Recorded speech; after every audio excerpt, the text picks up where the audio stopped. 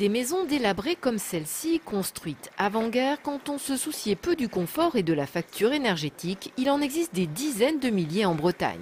La rénovation sans réflexion globale est souvent inefficace.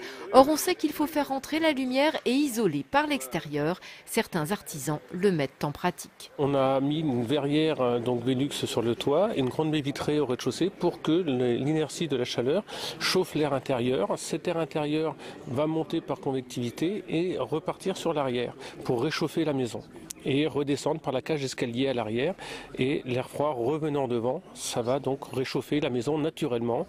Cette maison, donc sur une surface de plus de 100 mètres carrés, n'aura simplement qu'un petit poêle de 3 kg.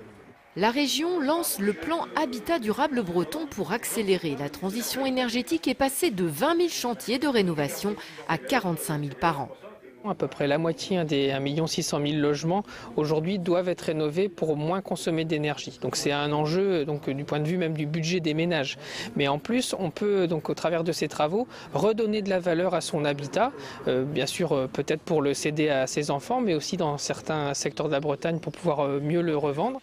Le problème, c'est de trouver les artisans formés et prêts à appliquer les règles connues mais peu usitées des maisons bioclimatiques.